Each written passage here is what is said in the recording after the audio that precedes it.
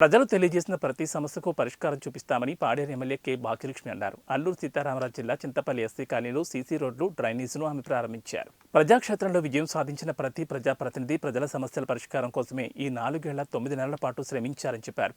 ప్రతి అడుగు ప్రజల క్షేమం కోసమే వేశామన్నారు. వైఎస్ జగన్ ప్రభుత్వం ప్రజా సంక్షేమ పాలన అందిస్తుందని చెప్పారు. కాలనీ అభివృద్ధి విషయంలో సర్పంచ్ స్థాయిలో ఎక్కడా తగ్గకుండా కృషి చేయడం జరిగిందన్నారు. పార్టీలు మారింది గిడ్డి ఈశ్వరి అని, ప్రజలు కాదని ఎమ్మెల్యే భాగ్యలక్ష్మి అన్నారు.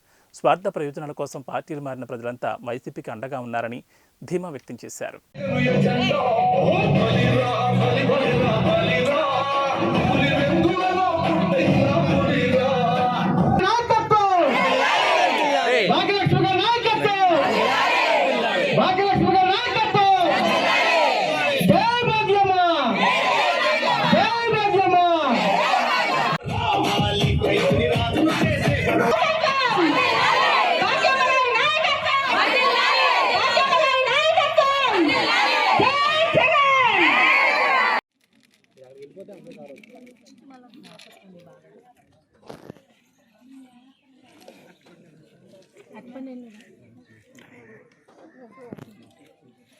దీని మీద కూర్చోవాలి, మట్టి మీద